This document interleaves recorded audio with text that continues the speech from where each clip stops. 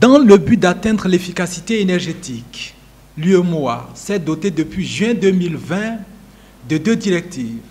Une concerne l'étiquetage des appareils électroménagers, l'autre, l'adaptation des plans de bâtiment aux objectifs de l'efficacité énergétique. L'énergie, un enjeu pour toutes les régions.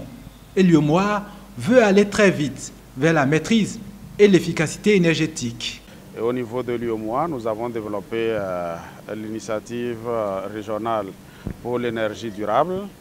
Et dans le cadre de cette initiative IRED en abrégé, c'est que nous accompagnons les États membres dans la mesure du possible pour développer leur capacité de production de l'énergie, mais également les accompagner pour plus d'efficacité dans l'utilisation de cette énergie.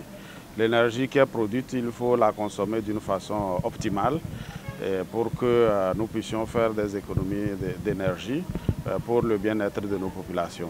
Donc l'étiquetage des appareils, par exemple, va permettre de reconnaître les appareils qui consomment les moins pour que les consommateurs de l'Union puissent faire le choix des appareils les moins énergivores.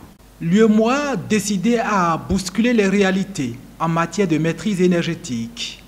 Si les directives, elles, existent depuis l'année dernière, le grand public, lui, est loin d'en avoir la moindre idée. L'information doit lui être apportée. Par rapport aux appareils électroménagers, nous avons différents types d'appareils électroménagers qui circulent sur le marché, mais tous ces appareils électroménagers ne sont pas de qualité. Généralement, nous pensons qu'il faut aller vers des appareils électroménagers moins chers. Mais nous n'imaginons pas derrière ce coût réduit de cet appareil, toute l'énergie que ça va consommer à l'exploitation. Et donc nous payons plus cher à l'exploitation sans nous en rendre compte.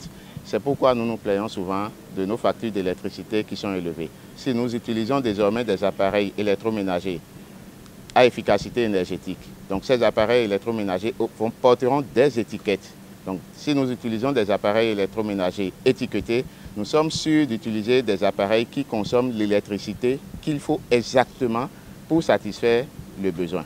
Par rapport au bâtiment, vous savez, quand votre bâtiment est orienté, la grande façade est orientée est-ouest, vous savez que le soleil tape les 2 faces le matin, les 2 faces le soir, et la nuit, l'énergie est restituée à l'intérieur. Il fait chaud à l'intérieur.